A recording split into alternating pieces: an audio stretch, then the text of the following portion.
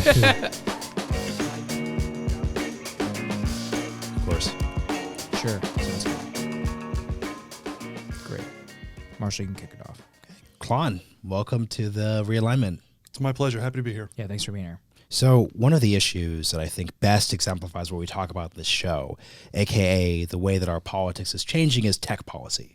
And its intersection with national security, and you do work in both fields, so you're the perfect one to talk to with us. Let's just to start off, what are your thoughts on the way the realignment idea sort of intersects with the post-2016 state of our politics in your working area? Yeah, so to the degree, that's a great question. To the degree that you guys are tracing out the contours of this interesting political realignment that's going on, a portion of that realignment is being reflected in the growing geopolitical influence of technology companies. Mm-hmm. So, for example, these companies have truly global interests, right? They operate in every major market. They are building and supplying themselves with human capital from every country, every major country. In 2018, they have interests that are becoming on par with countries. So, for example, in 2018, Apple had over $265 billion in revenue. That's not net worth, just revenue. Right. Amazon had $330 billion, and so on and so forth. And the point is, you take the top 5 U.S. tech companies, and their annual profit constitutes something on par with the GDP of Saudi Arabia. Wow. In 2018. 5 companies. Yeah. Right. So these companies have global interests, and they're increasingly operating as global actors. So that's part of it. But then, too, one of the things that I'm spending a lot of time working on is what I call the migration of national security capabilities into the private sector. So the things that are going to be shaping and winning future geopolitical conflicts, things like artificial intelligence, robotics, synthetic materials, and the like. Well, the overwhelming energy in the development of those capabilities is in the private sector. And the government just isn't going to out-Google Google. And so this is the context for a lot of the way I think about and engage these other issues that you guys are spending such a good amount of time kind of tracing out. And the thing I'd add to that, too, is that what's new about the sort of tech, national security, global playing field is that you now have Chinese companies that are actually coming into our markets. So TikTok, incredibly successful, very popular amongst younger Americans, is a foreign company. And that's not something correct me if I'm wrong, that's not something we've dealt with, at least in the technology sphere, before. It's not just a foreign company. It's that any private company in China is inherently an arm of the Chinese intelligence services, if they want it to be. There's no such thing as private business in China. Precisely, yeah. So that's the key. So we've had the presence of foreign companies, obviously, but what tends to change the conversation now, or perhaps what's realigning the conversation right now. Good. We got our first pun in. That's right. That's right.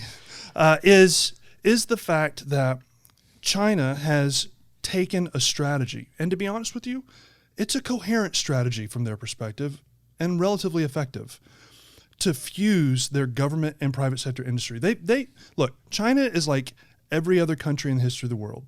They want to amass and wield influence for their own ends. I don't begrudge them that. That is a coherent way to operate in an international system like ours. They have looked at the United States and made the rational assessment that a part of what has allowed us to have the success that we've had is our very strong, vibrant industrial base, particularly our technological industrial base.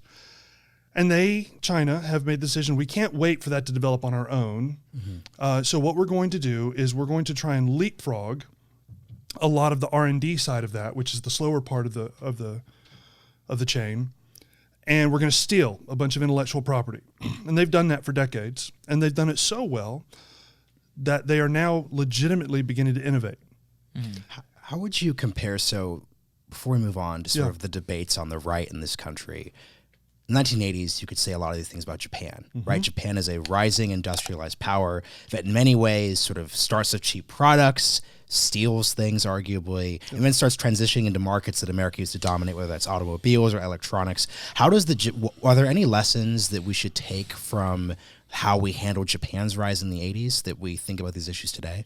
Sure. And so on the one hand, yes, we absolutely need to be looking at history, and particularly that history, and avoiding any similar mistakes. At the same time, I don't think that we need to be bound, because it's not a one-for-one kind of parallel. Yeah. So in the sense of lessons learned, look, we don't need to overreact. No one needs to be running for the hills. We don't need to be, paralyzed by what is a very real and difficult problem. We're still very dynamic. We're still very agile. We can address this, but it's going to take some serious thinking. Two, one of the big distinctions, though, between the Japanese challenge and the Chinese challenge now is the sheer scale and speed of it. Japan was real, and we had very real concerns, and some of our concerns were overblown. But what we were primarily concerned about was its presence in a couple of discrete markets that were important markets, but still fairly narrowly construed.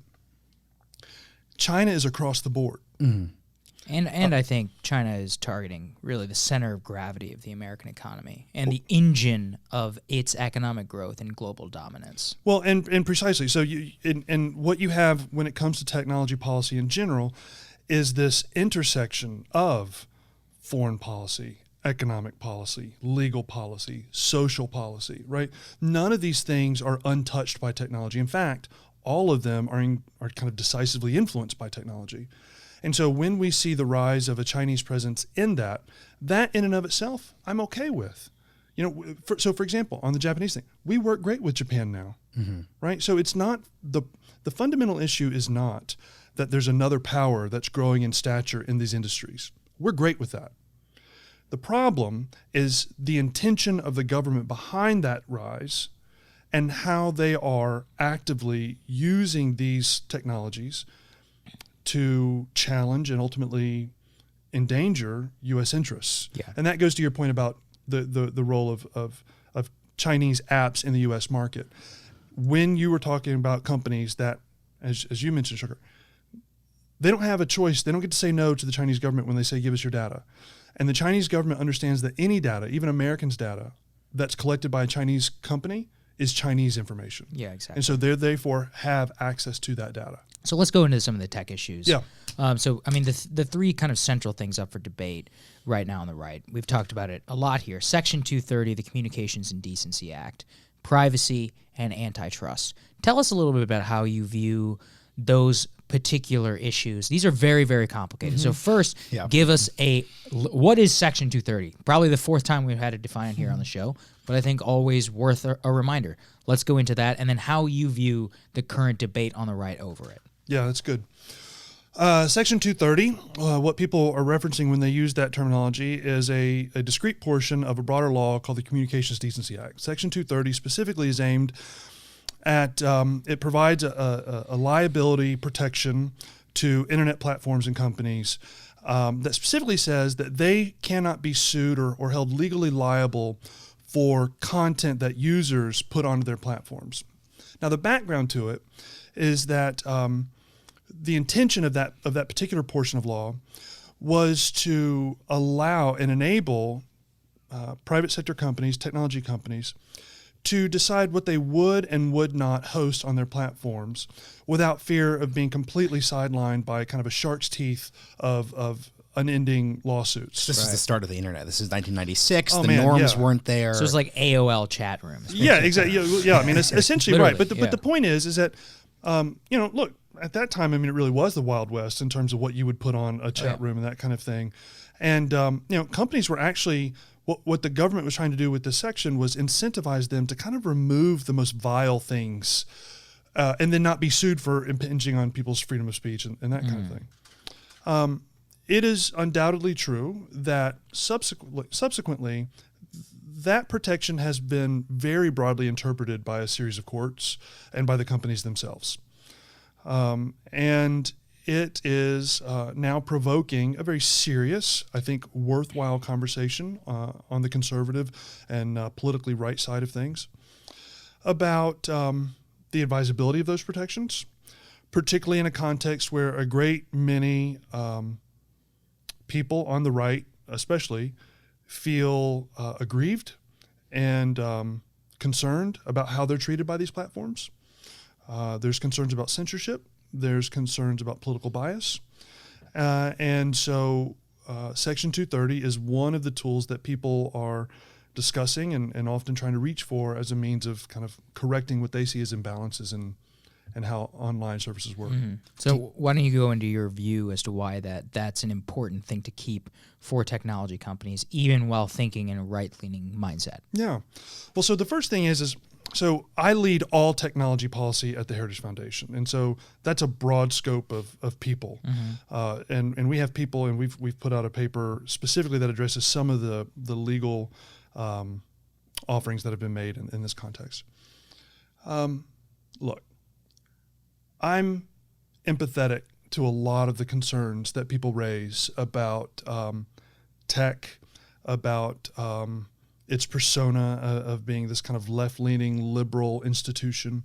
I think many of these companies deliberately foster that notion, and I think many of these companies have done a terrible job of meaningfully engaging people with very real, legitimate concerns. So for example, often the companies will say, look, yes, the mass majority of our people are liberal. We're kind of unapologetic about that, but that doesn't affect our services. And you should just trust that we're not kind of hurting you in the way that we provide services. Well, maybe, but it gets hard when, so for example, a couple of years ago, Tim Cook was in a shareholders meeting, and one of his shareholders asked him about limiting some of their environmental work to only things that were, kind of financially viable. And, according to the reports, Tim Cook gets pretty heated and says, look, when we make these decisions, something along the lines of, we're not worried about, quote, the ROI or the return on investment. We're trying to make the world a better place. Mm-hmm. Well, okay, if you want conservatives to believe that you're a rational business that is constrained by normal profit motives and that you're not political, well, statements like that from your CEO can justifiably maybe make people wonder. Yeah. Right. And then when Google decides to get out of the Project Maven contract with the Department of Defense, or that it's not going to run. And what was the Project Maven? Project Maven was a artificial intelligence research program for the Department of Defense that would have had a whole host of applications. Certainly some of them would have been lethal, but others would have been things like humanitarian assistance and being able to find people who needed help in a earthquake situation or something like that. Well, anyways, so when Google withdrew from Project Maven and when it decided not to compete for the Department of Defense's cloud contract, in both cases it issued public statements that framed their decision in moral and principial terms. They said that, continuing in these programs would violate their principles. And then they constantly framed their conversation these kind of right side of history arguments. Well, okay, that's their right to do it, but you can't take that course of action and then be surprised when conservatives take you at your word and say, okay, well then you have an ideological agenda that you're pursuing and you intend to operate your business in accordance with that. So that sets the framework for every conservative then to interpret every perceived slight after that. And the key thing too is this isn't just sort of a small business, if it's barely making a profit, deciding to ignore return on investment. This is a massive They just hit $1 trillion. They literally hit $1 trillion, right, in market cap. These are the biggest companies in the history of the world. Right. They could afford to do it. They could make there's probably not a single decision Google could make this entire year that would ruin the business. Yeah. And so I'm gonna make one more point, and then I'm gonna come back around and say, but right, okay. So Google is an example. It's not the only example, but Google says, look, we would never weight our searches. We would never kind of politically alter search results and that kind of thing. Well,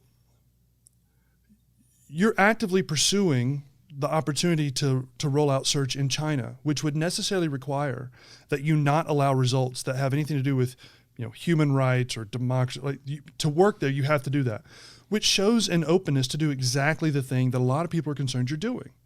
Now they'll say, look, we're just complying with laws in wherever we operate. In the United States, we don't have to do that. In China, we do. Well, I mean, that's an excuse, but there were many people in Nazi Germany who said they were just complying with the law. It's a moral equivalency of law. Yeah, exactly. Right. It's exactly. Okay, so that's me kind of poking tech in the chest. At the same time, I have not seen dispositive proof of any type of systemic bias or negative provision of services to conservatives. There are numerous, examples that individuals can point to. Oftentimes when you review those, at least half of them can be traced back to an actual violation of something about the terms of service, right? Not intentional necessarily, but clearly spelled out somewhere that, hey, you can't do this. A significant portion of the other time is that despite all the marketing, the AI algorithms that are being applied on content moderation, they're not as good as we like to think. And so, that political ad that you tweeted, it, for some reason, to the AI looked a lot like this, cigarette ad that's banned, right? And so the automated process kind of moves it off. And then when you appealed it, they actually looked at it, realized, okay, no, it was fine, and they reinstitute it. Now, again, if you're working from inside the worldview that I was talking about earlier in terms of like an assumption of bias, it's hard to believe those types of explanations because it just doesn't fit, right?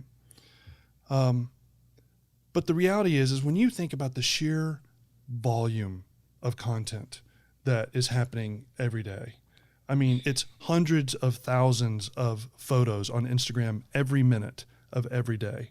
I think it's, 4 billion searches on Google every minute of every day.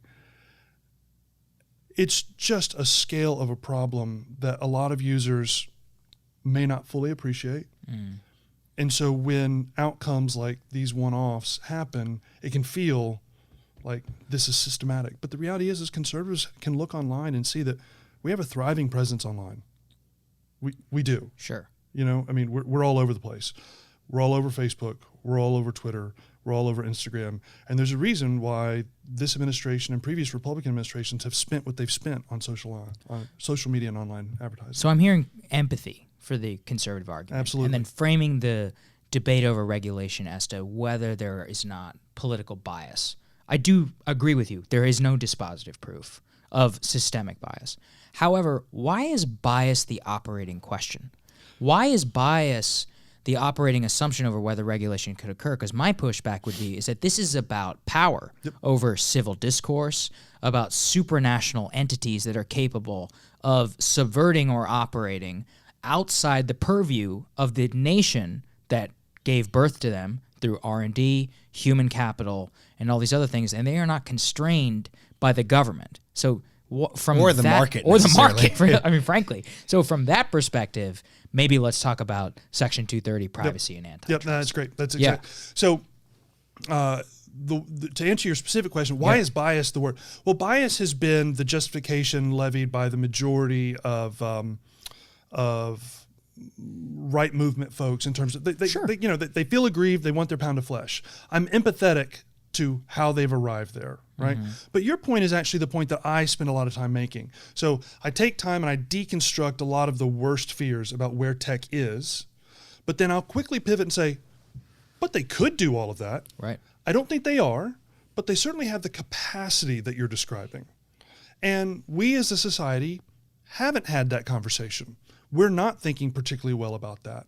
And so a large part of what the Heritage Foundation is doing and the program that I'm trying to build there does is, one, build sophisticated consumers of these issues so that we can meaningfully pivot and have that broader, frankly, more important conversation. Sure.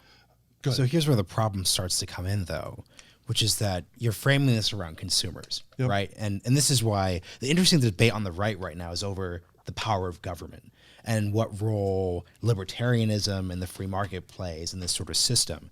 Because the problem is that if you put on your free market hat, okay, so Google, let's say Google was being systemic. Let's say there was a world where, and this is the concern here, the concern is, yes, Google right now is not systemically biased against conservatives, but who knows what a post-2020 where Trump wins re-election world looks like. Who knows about a Facebook where Mark Zuckerberg isn't as empowered as he is to resist the pressure on political ads. So if you just sort of assume you're living in that world, let's say next year, how much power do consumers actually have over these industries? Because sort of the, to put on a left-wing critique here, the internet is different than sort of like a baker, right? So the internet is a platform that by necessity sort of lends itself to not monopolies in the legal sense, but sort of, look, there's a reason why there's one main search engine. No one wants to use the fourth or fifth best search engine. I don't want to have 5 different social media profiles, so I just use Facebook.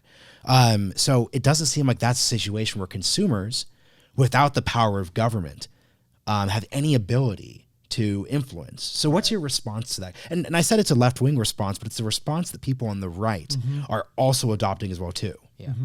Yeah. So, man, those are all great. I'm going to try and engage them in a kind of systematic way. We've got time, so that's good. All right. So 1, stipulating for a moment everything you just said. One thing that's unavoidable about this conversation is that so far as we have kind of operated up until this point as a nation, particularly as a free market economy, it is undeniable that these questions are running headlong into very serious questions about freedom of speech issues for these companies and even private property rights, right? So these companies are private companies, and as such, under our constitutional system, enjoy certain freedom of speech rights, which include them being able to decide what content they will and will not host. Lots of people disagree with that, but just from a legal standpoint and a constitutional standpoint, that has certainly been the case.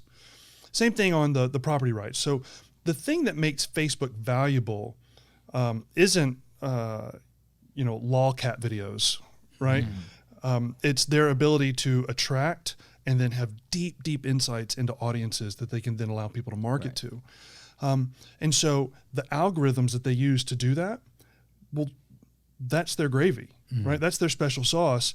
That's proprietary, and code itself has actually been ruled by multiple courts as being speech. Right. And so that doesn't lessen any of the very real concerns that you raise. All I want to do in bringing that up is say, look, we have a real tension between some fundamental American constitutional interests and values. I think the response there, though, would be, yeah, they can do whatever they want. They can say whatever they want. Why should we give them the greatest legal gift of all time, which is Section 230 of the Communications Decency Act, which is, why should we not, because frankly, if we repeal that, they would have to spend billions in compliance fees, and they would at least have to behave, quote unquote, like a normal company. What's the response to that? Well, so what I can do is I can articulate the response. So, look, we at Heritage are taking a pretty deep dive on this because there is kind of the fracturing that you're describing. And to the degree that we can bring some type of coherence to that conversation, we're really going to try, right? But the answer to your question is the intent behind the Section 230 is what its proponents would tell you was actually to expand and maximize freedom of speech, not constrain it. So they would understand Section 230 as being complementary to the constitutional ideal that we're trying to pursue, right? And also to expand an understanding of the free market, that these companies, look, as you mentioned, they're driving our economy. There's just no way around it. Sure. And these types of lawsuits certainly would have an impact on them. A portion of that impact would almost assuredly have implications for their ability to innovate as resources are kind of moved elsewhere. But then I also, a friendly reminder to conservatives, knowing what we know about these companies and how they interpret speech codes and the like, if we make them liable for content, how likely is it that it's actually going to be our content that they think or often call hate speech, is actually what's going to be taken down, right? So I'm not actually sure that the net of an action like some people are pursuing is a net gain for us. It may have some benefits. I certainly wouldn't deny. And there's a part that says there are people who argue, hey, look, Section 230 is a market intervention itself. Why are we okay with that? If you're kind of anti-market intervention, others would answer that by saying, well, but it's an intervention that expands freedom, doesn't constrain it. But that's a debate. Those are all debatable propositions. My fundamental point up until this moment has been that debate has not been happening with sufficient sophistication or consideration, I want to elevate that debate. So I think we're kind of dancing around. Tucker Carlson, of course, came at your organization. He did. Basically said that you and your organization was promoting the keeping of Section 230 as a result of, I guess, either political donations and just an outdated ideology. You know, giving you the chance now to respond to that. Well, number one, we've responded to Tucker. Yeah, I've seen that. And, right. And actually, we've had conversations with Tucker, and Sure. I think we're at a good place. Mm-hmm. And look, when the facts are on Tucker's side, he can be a very effective prosecutor, and he's a very compelling voice, and people listen to him for a reason. On this particular case, there was a misunderstanding, and there were kind of two just wrong assertions. The misunderstanding was that the paper that was being referenced was the Heritage position on Section 230. It wasn't. It was the Heritage position on a particular proposal by Senator Josh Hawley on what to do about Section 230. I think he understands that now. I think that's actually been clarified. Okay. But in the paper itself, it specifically, in fact, it's the closing paragraph where it says, look, the advisability of Section 230 is something worthy of ongoing political debate, and we're going to do that. It says that explicitly. Now, the two things that were just wrong was an assertion that we were bought and paid for, particularly by the tech lobby, which just isn't true. It's less than 1% of our giving. And I can assure you, no one is bought and paid for me. Okay. And I lead tech policy at the Heritage Foundation. Two, Tucker asserted that we had kind of plagiarized or copied word for word something out of the tech industry's talking points.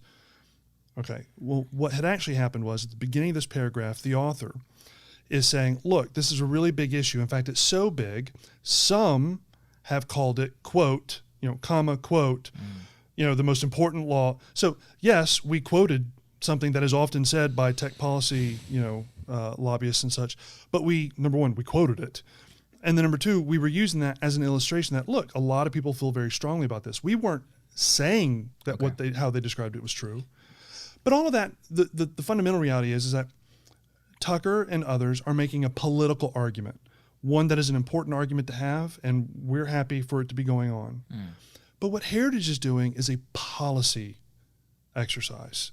And those are related but different, right? So the political exercise is trying to provoke and motivate movement and energy to address an issue. At the Heritage Foundation, I have to take that energy and then translate that into something that's doable and that conforms with law, right? And so it's much more difficult to do that translation process, which is why we are being as deliberate and discreet as we can. That coupled with the reality of what I mentioned earlier in terms of there are genuine interests that are in tension as it regards private property and public speech. And we just have to acknowledge, this is inherently conservative, that any government infringement on freedom of speech, there's reason to believe that would not be constrained to big tech, that it could be expanded to individuals, could be expanded to the Heritage Foundation or the Hudson Institute, all in the name of fairness.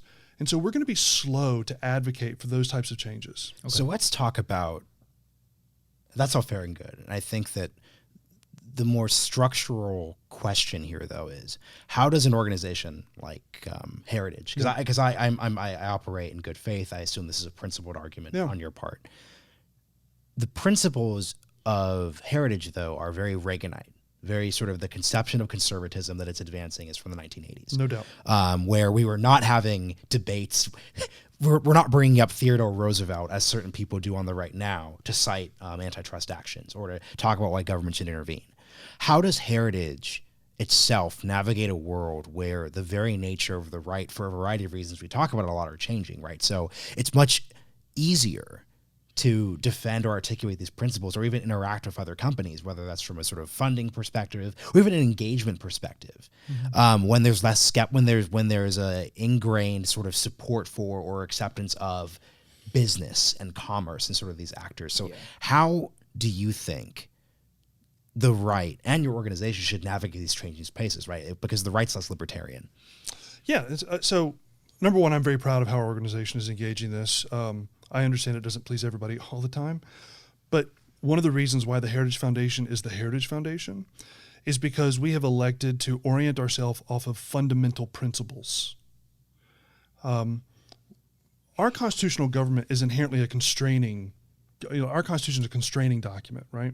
And our founders made a deliberate choice that our government we would rather our government prioritize stability over agility, right? They did not want our nation to be whipsawed based on the pure passions of any given political moment.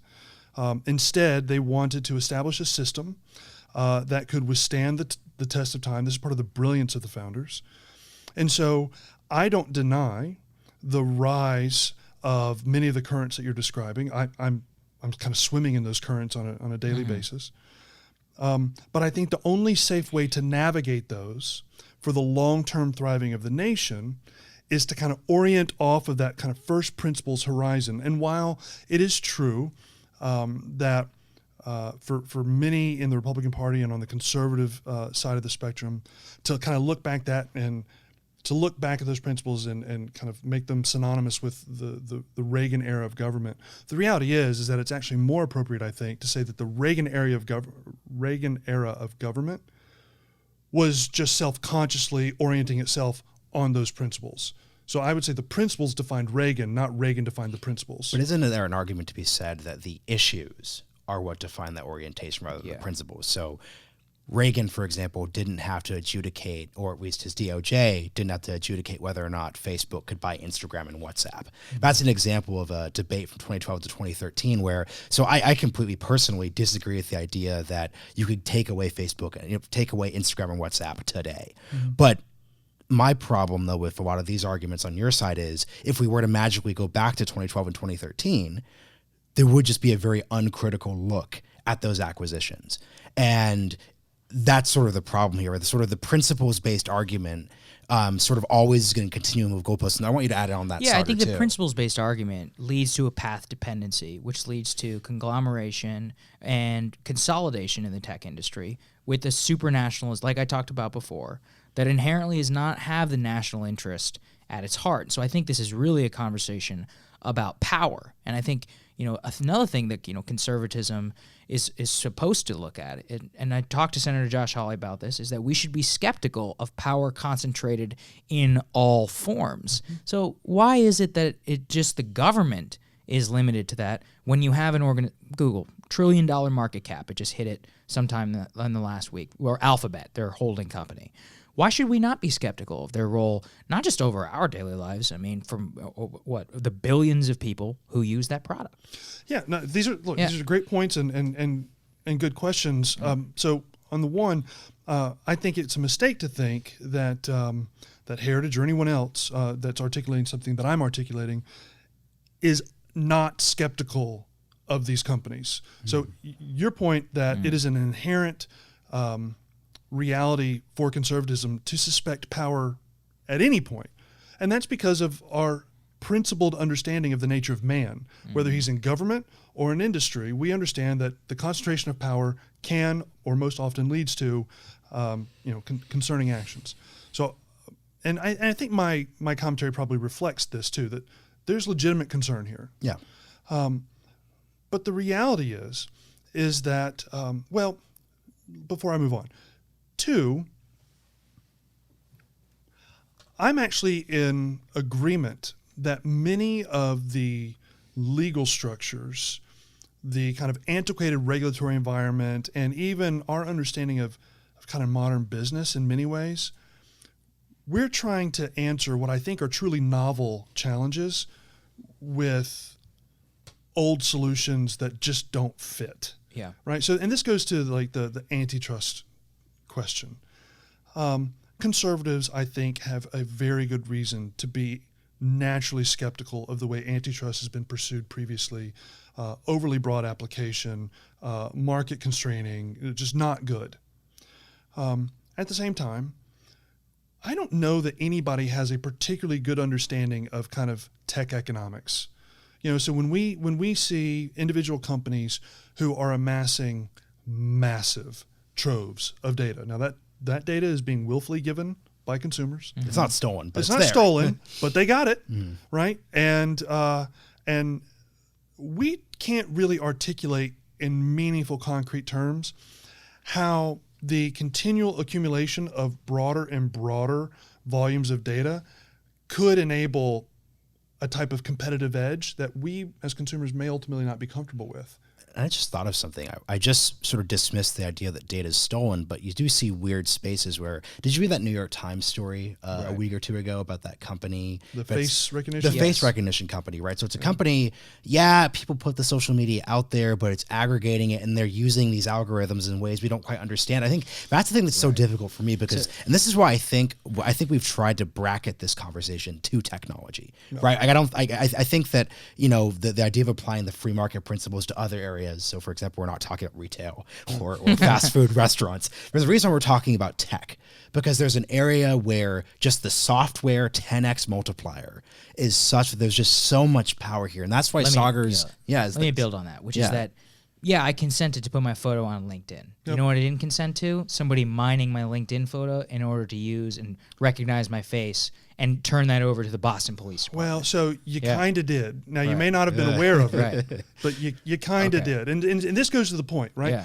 So the ability to do the fact that Instagram was legally, you're probably right. Well, that's the key, right? So, and this goes to my underlying point about sophistication. Like, look, consumers need to understand. It's trite now, but the consumers need to understand. You are not the customer. You're the product. Right? So all of this is laid out in legalese detail in these terms of service. I understand why you don't read all of them, but the reality is Instagram said, hey, we're going to do this, right? This is how we make money. You're not paying anything for this service. This is how we make money. Now, what I would prefer, and everything that I've been articulating in terms of free market, presumes to work correctly an informed consumer base, and they're not.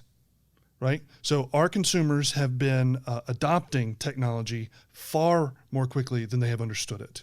And that is, again, one of the things that we at Heritage are really trying to focus on. So we're looking at what tools can we build and kick out there that will help at least people who turn to Heritage, their awareness of what's going on, how this data is used, what network effects in social media means. But why is that on Heritage? Why is it not a responsibility onto the company itself to say, when look, it's like vitamins, right? Like people can't just sell you vitamins. They have to say, here's what's in my vitamins. Here is the possible side effects of my vitamins. Here is everything in my product. Like, why can it not be upon the government or, any consumer advocate to say that whenever I use LinkedIn or whatever, I should be like, this stuff might get mined and used to one day, maybe used one day in a law enforcement investigation, or the passive, recording of my face and checking that against large databases during a law enforcement operation. You mean more, and basically you mean in a more comprehensible fashion than a 50-page... than a fake terms of service agreement, right? Well, I mean, I don't know if they're fake as much as they're... I'm not saying they're not legally binding, but like nobody... They're certainly opaque. Like, South Park was making fun of this, a decade ago about iTunes. Now it's probably even worse than it is now. So, okay, so there's a couple of issues that kind of got blended there. So let's take the kind of law enforcement side of that. So in terms of law enforcement use... Typically, what's being applied by law enforcement use is honestly kind of public square arguments. Hey, you're walking down the street, you have no expectation of privacy. If the fact that we had a traffic camera that picked you up and we get to use that, sorry. Now, different consumers can find that compelling or not compelling as an answer, but that's kind of where they're coming from. So I'm going to just move that part of the conversation off. It's worth having, but different.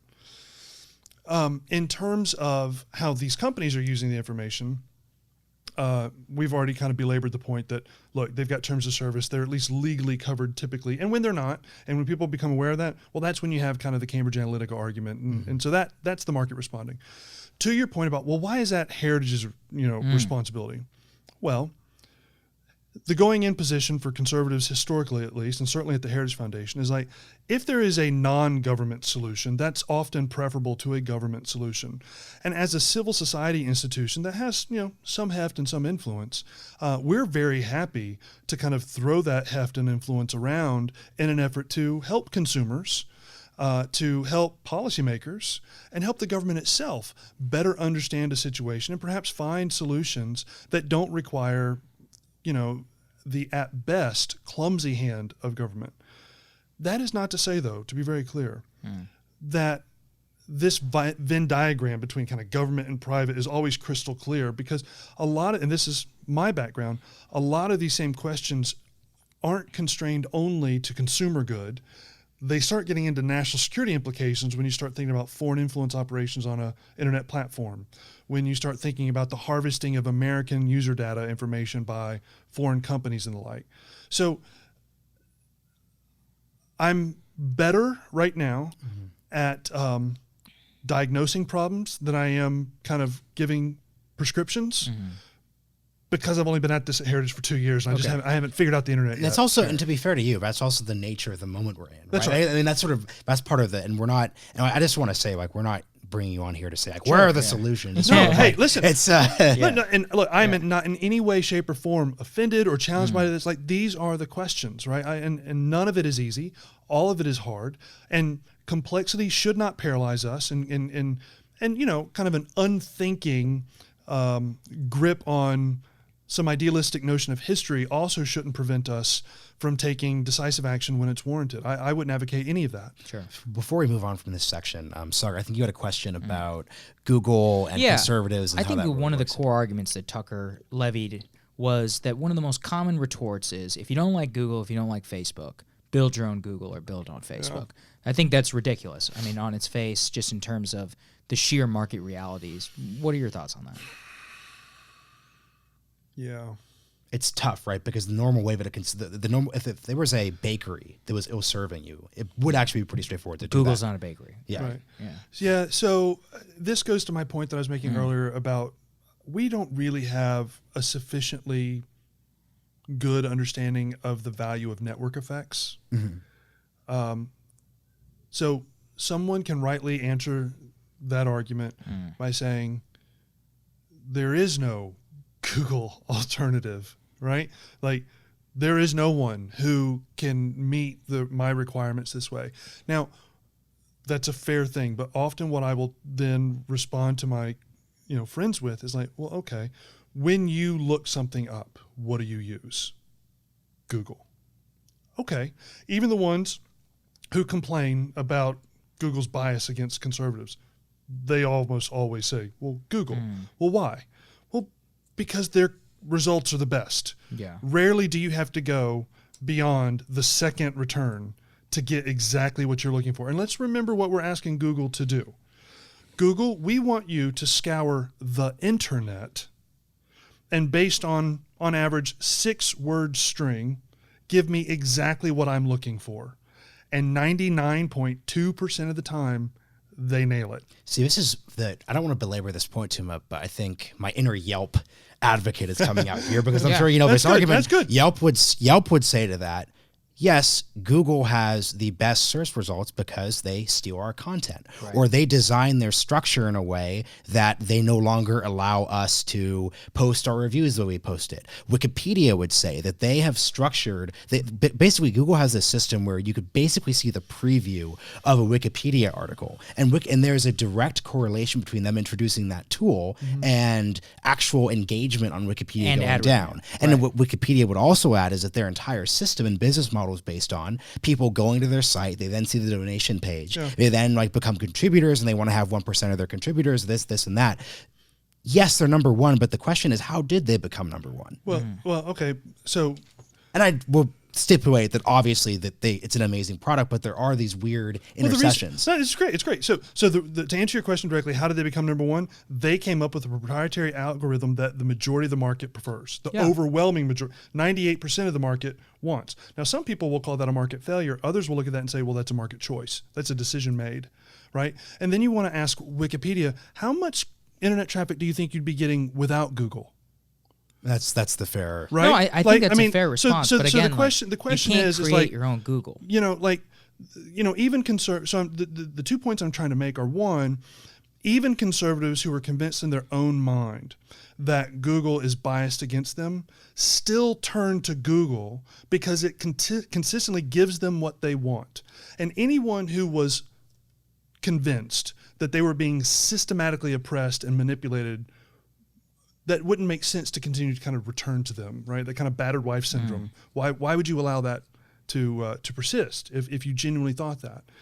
Two, we also have to understand that a lot of these services, the ones that people are most concerned about, in one sense, are inherently biased, and that's what we're asking them to do. So, for example, we look at Facebook and we say, Facebook, I want you to look at all of my friends and connections, and I want you to surface content that I care about. I don't really want to see crazy Uncle Joe going off on, Donald Trump or Joe Biden. What I really want is my sister in New Haven, and the kids and the pictures of my niece, right?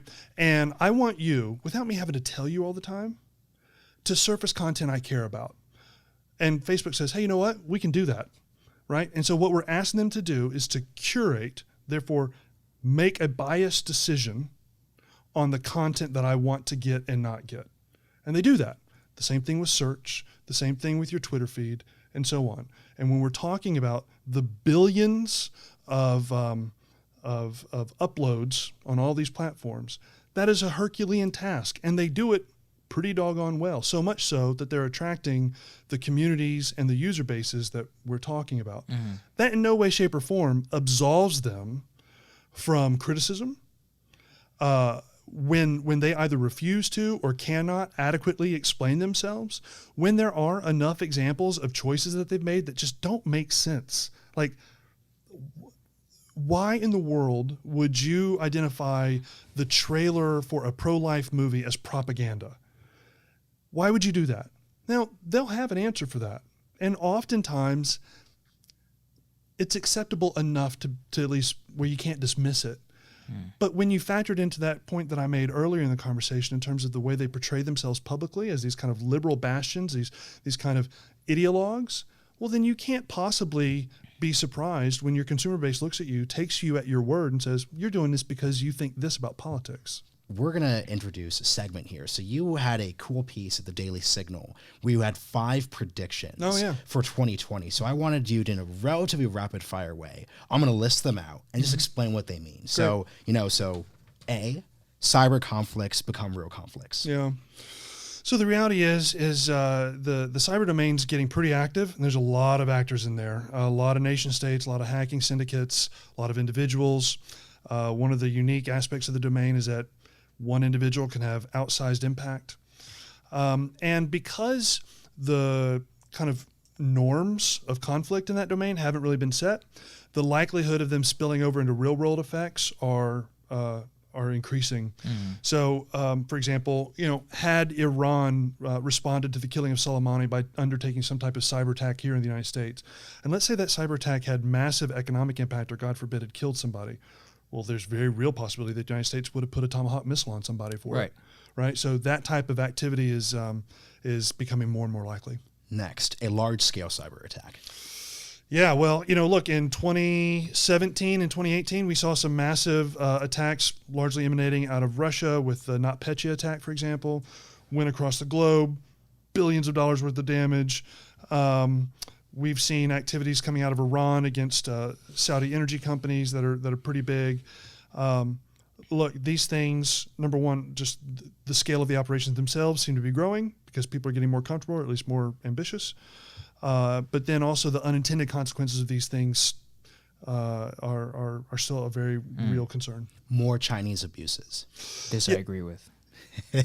No one saw that coming, Sagar.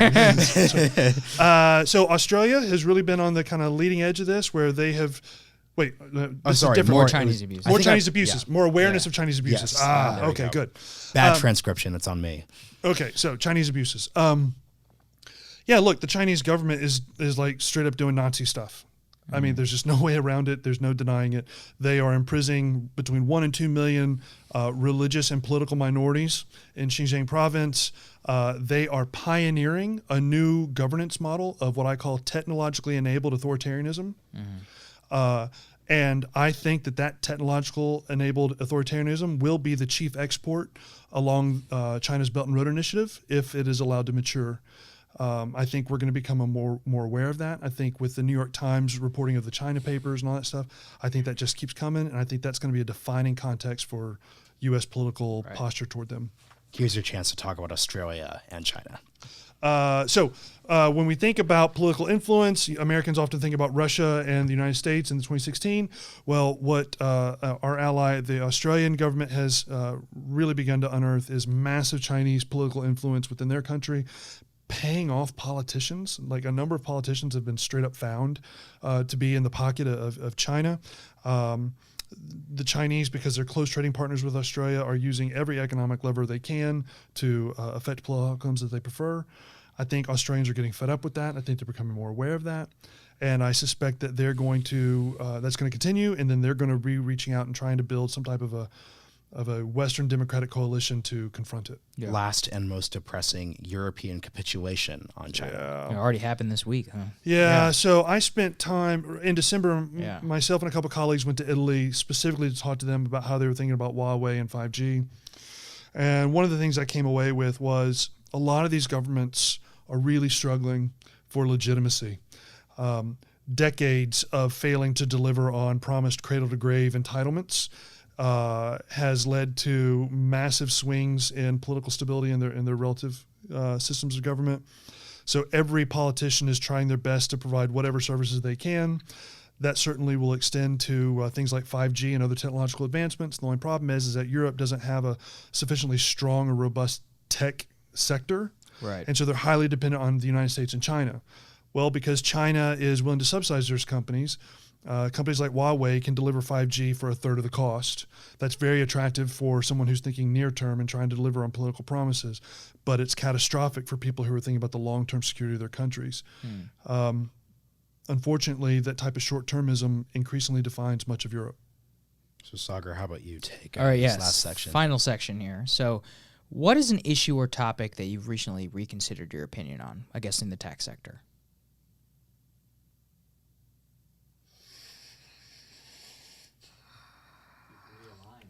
There you go. Or anything. What's not even limited to Yeah, tech? yeah. Like, what's something You can say that? whatever. Well, don't interpret my kind of slowness as like I haven't changed my mind on Right. anything. I typically walk into a lot of conversations like, I don't know. So there's a number of conversations where I remain unresolved. So, for example, the advisability of Section 230 is currently construed. I genuinely feel the desire to maintain something that has helped facilitate the economic strength of the United States that these companies have done. I also understand that there's a broader context that there is no scenario where the United States secures itself absent a deep partnership with the private sector, including these technology companies. And so far beyond just not wanting to kill the golden goose, I also don't want to hobble companies who I think are going to provide the decisive edge in future geopolitical realities. Yeah. That's great. So, thank you so much for coming. This has been really great. It's my pleasure, guys. Thanks, Klon. Thanks. Yep. Cut.